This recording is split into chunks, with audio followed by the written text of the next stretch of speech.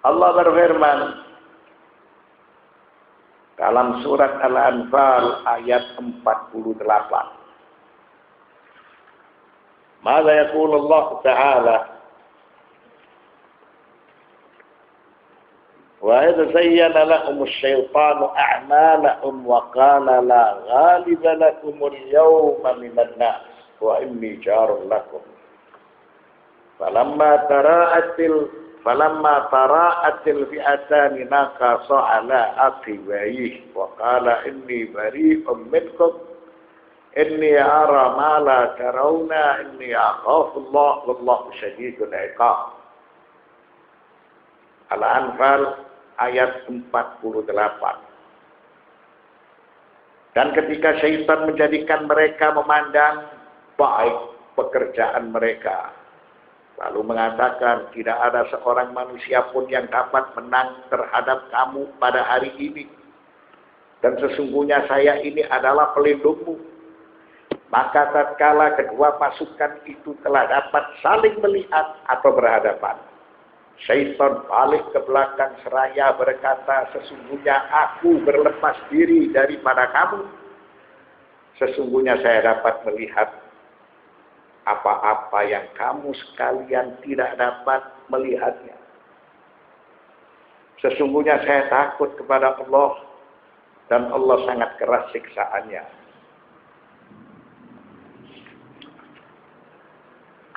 Ini menjelaskan secara gamblang bahwa ada sesuatu yang dinamakan syaitan. Dia selalu memberikan harapan, terutama kepada lawan-lawan Nabi Muhammad sallallahu alaihi wasallam. Dia memberikan harapan kepada orang-orang kafir Quraisy supaya menggelar peperangan dengan Nabi Muhammad sallallahu alaihi wasallam. Hal itu terjadi pada saat perang Badar. Orang-orang yang beriman, mereka keluar hijrah ke Madinah, tidak membawa harta mereka. Mereka hijrah karena ingin mengayomi Nabi Muhammad sallallahu alaihi wasallam, karena beriman dengan ajakan Nabi Muhammad sallallahu alaihi wasallam. Pada suatu saat mereka mendengar kafilah Quraisy dia akan melewati jalur yang tidak jauh dari tempat mereka. Tujuan para sahabat Muhajirin dan Ansar mencegah mereka agar supaya bisa mendapatkan harta dari orang-orang kafir Quraisy. Kafilah dipimpin oleh Abu Sufyan bin Harb. Abu Sufyan bin Harb mengetahui rencana dari orang-orang yang beriman bersama Muhammad atau para sahabat Muhammad akan mencegah kafilah yang dipimpin oleh Abu Sufyan bin Harb dan akan dirampas harta mereka. Lalu Abu Sufyan yang meminta pertolongan dengan Quraisy agar supaya Quraisy mengerahkan pasukan untuk melindungi kafilah tersebut. Dan Abu Sufyan dia menempuh jalur yang lain. Akhirnya orang-orang yang beriman, para sahabat Nabi Muhammad sallallahu alaihi wasallam bertemu dengan para tentara Quraisy. Peperangan tidak bisa dihindarkan. Sebelum mereka berperang, mereka adu nyali.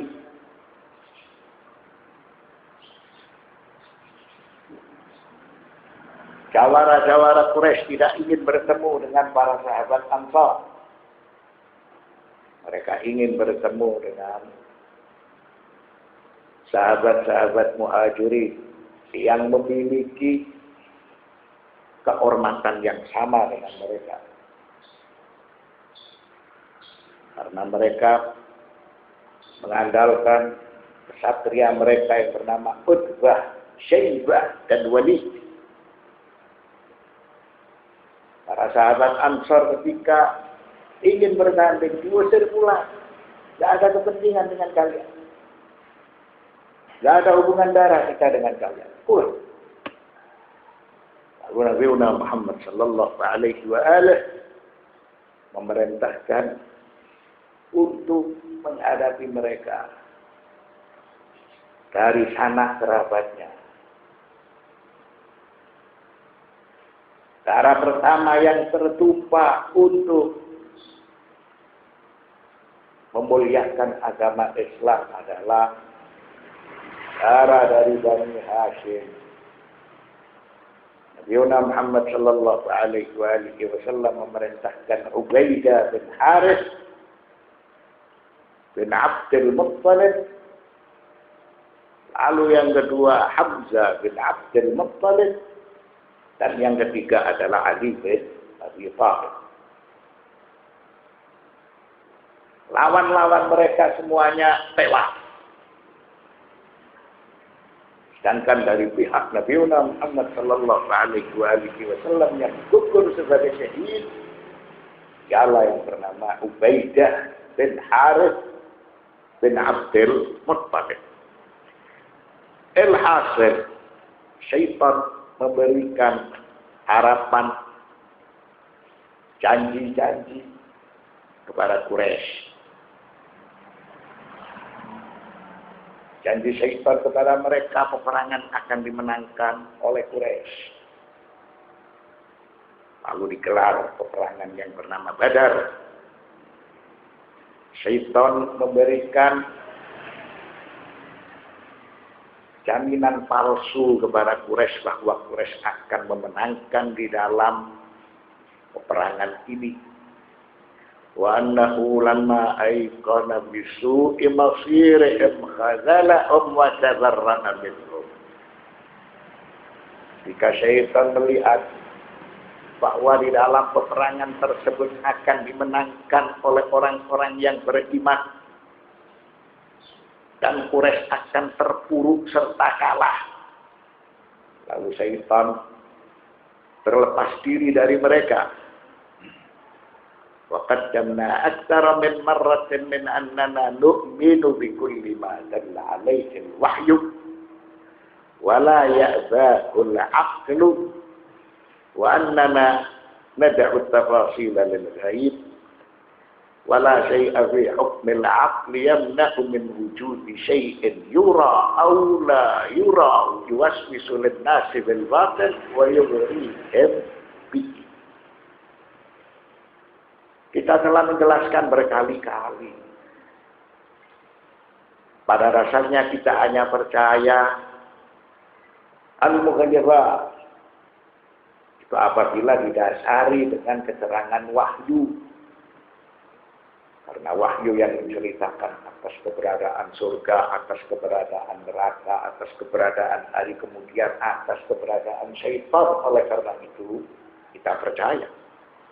Mengapa kita percaya? Kita percaya karena difirmankan oleh Allah.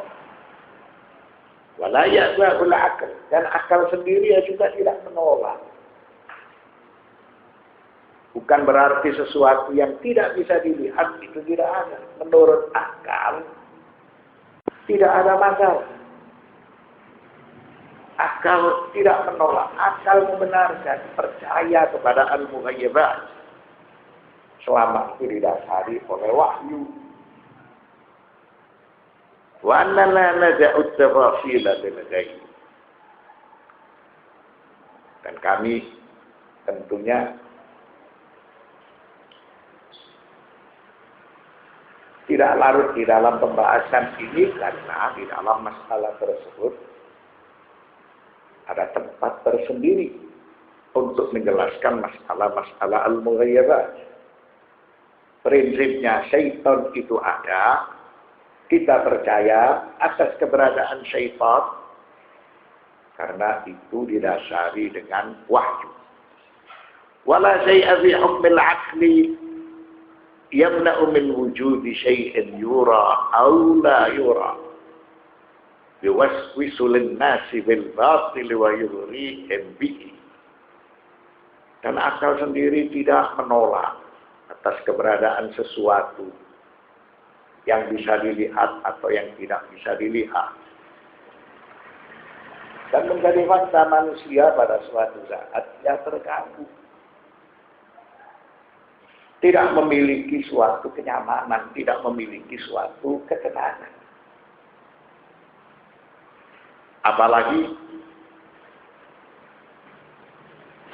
iblis atau syaitan itu selalu mengganggu kepada manusia. Sehingga manusia itu cenderung untuk melakukan perbuatan dosa, perbuatan maksiat.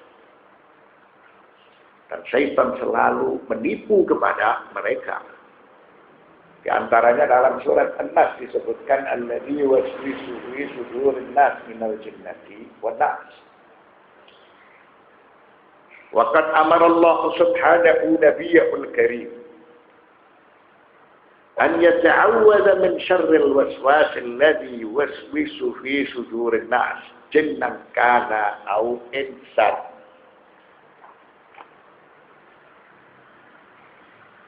Dan Allah subhanahu wa ta'ala telah memerintahkan kepada Nabi Muhammad sallallahu alaihi wasallam supaya beliau berlindung dari gangguan yang mengganggu para manusia. Gangguan tersebut bisa dilihat atau tidak bisa dilihat. Sehingga arti al-waswas di antaranya ketika manusia itu dia ingat kepada Allah, maka manusia ini dia tidak diganggu. Ketika manusia itu lupa kepada Allah, maka manusia dia diganggu. Maka ini salah satu arti dari al-waswas. Kesimpulannya, syaitan itu ada. Dan kita percaya atas keberadaan syaitan karena dijelaskan oleh wahyu. Begitu juga al-mughayyabat itu diyakini wa mimma. Nah, al-mughayyabat itu diyakini karena al-mughayyabat itu juga didasari oleh wahyu seperti surga, neraka, hari kemudian dan lain sebagainya.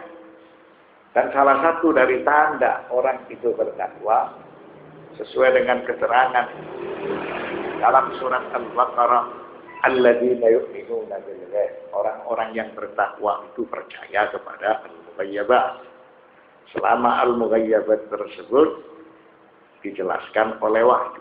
Lalu menurut akal juga tidak menolak sesuatu yang dapat dilihat atau sesuatu yang tidak dapat dilihat. Karena sebagai bukti manusia itu juga dia terganggu.